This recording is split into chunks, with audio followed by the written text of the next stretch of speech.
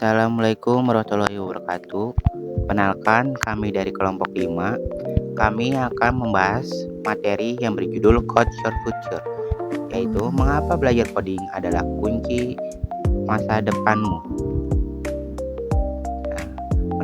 Kenalkan anggota kami yaitu ada Muhammad Denis, terus ada Muhammad Ariwijaya, Reja Khairul, Muhammad Habibi, dan Dwi Anugrah. Mengapa kita harus belajar bahasa pemrograman di era digital? Mengapa kita harus belajar bahasa pemrograman di era digital? Yang pertama, yaitu karena revolusi digital. Dunia saat ini sedang berada di tengah-tengah revolusi digital yang membawa perubahan besar dalam berbagai aspek kehidupan. Teknologi digital seperti otomatisasi, kecerdasan buatan atau AI, dan big data telah merubah cara kita bekerja, berkomunikasi, dan membuat keputusan. Otomatisasi memungkinkan berbagai proses industri dan bisnis berjalan lebih efisien dan cepat, serta mengurangi ketergantungan pada intervensi manusia. AI membantu dalam analisis data besar, memberi prediksi yang lebih akurat, serta meningkatkan personalisasi dalam berbagai layanan. Big data memungkinkan kita memahami pola dan tren dalam data yang sebelumnya sulit untuk diproses secara manual. Dengan teknologi-teknologi ini, dunia memasuki era di mana kecepatan dan ketepatan menjadi kunci dalam mencapai kesuksesan. Yang kedua adalah peran teknologi. Teknologi kini memainkan peran yang sangat vital di hampir semua aspek kehidupan manusia. Di dunia bisnis, teknologi digital membantu perusahaan dalam meningkatkan efisiensi operasional, memperluas jangkauan pasar, dan mempercepat inovasi produk.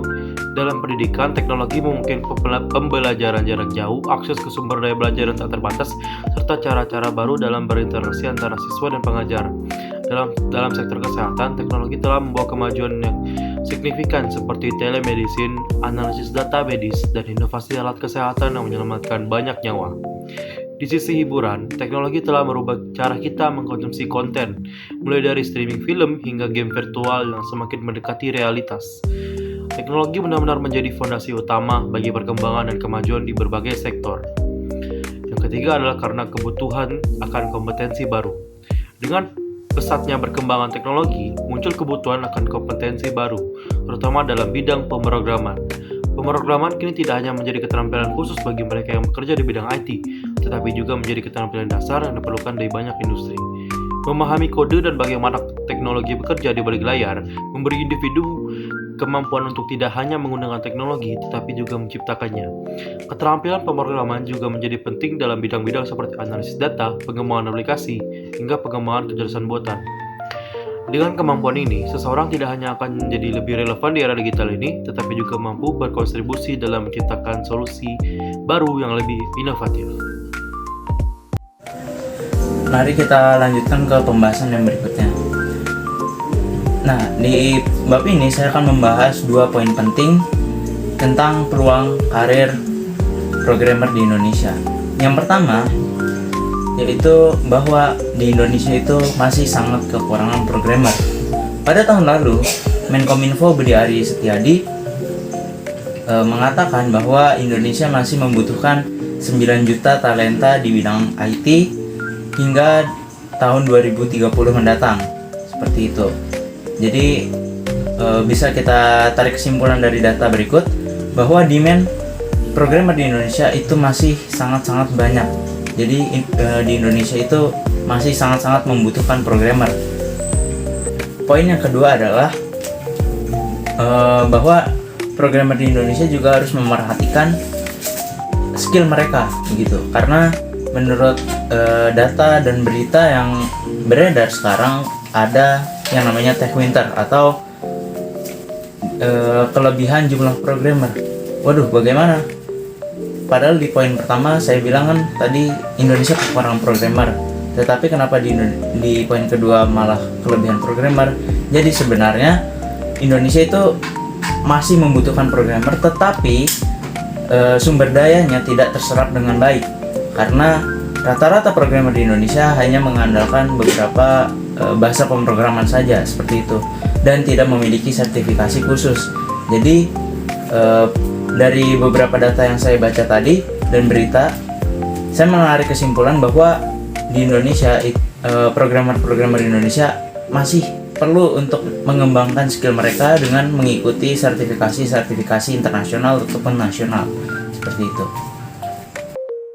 Di sini saya akan memberi contoh beberapa pekerjaan di bidang IT. Contoh yang pertama ada software developer, kemudian ada web developer, ada data scientist, terus ada AI atau machine learn engineer, terus ada cyber security analyst, dan kemudian ada DevOps engineer. Nah, untuk software development sendiri ini bertugas membuat aplikasi dan perangkat lunak, mulai dari aplikasi mobile hingga sistem perusahaan.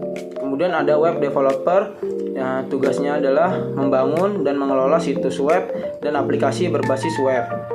Kemudian ada data scientist, bertugas menganalisis data besar atau big data untuk memberikan insight bisnis yang penting. Kemudian ada AI atau machine learn engineer.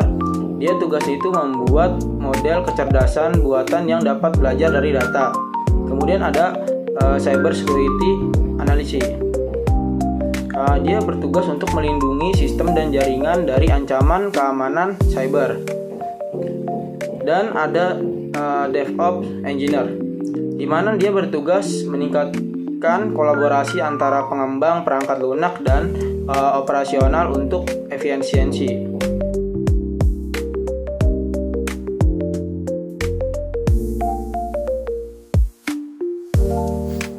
Oke, saya akan membahas tentang bahasa pemrograman yang populer pada tahun 2023 sampai 2024. Bahasa terbanyak pertama adalah JavaScript dengan banyak pengguna 62,3%.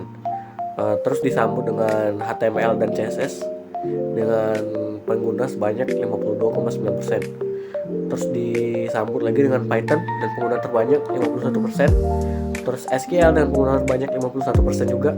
Terus TypeScript di urutan kelima dengan pengguna sebanyak 38,5%. Kami juga membahas beberapa penggunaan setiap bahasa itu di dalam kehidupan sehari-hari. Misal JavaScript nih dia dapat membuat halaman web yang interaktif. Terus dia bisa mengembangkan aplikasi berbasis website open source, pengembangan aplikasi mobile, game berbasis web, dan server-side scripting. Yang kedua ada Python. Python adalah bahasa pemrograman yang banyak digunakan dalam aplikasi web, pengembangan perangkat lunak, ilmu data, dan machine learning.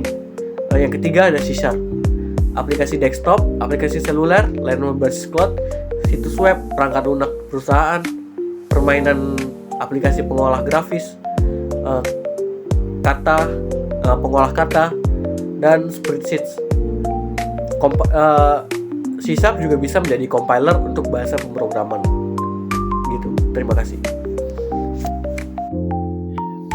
Baiklah, sekian dari kami ucapkan terima kasih. Wabillahi taufiq wal hidayah. Wassalamualaikum warahmatullahi wabarakatuh.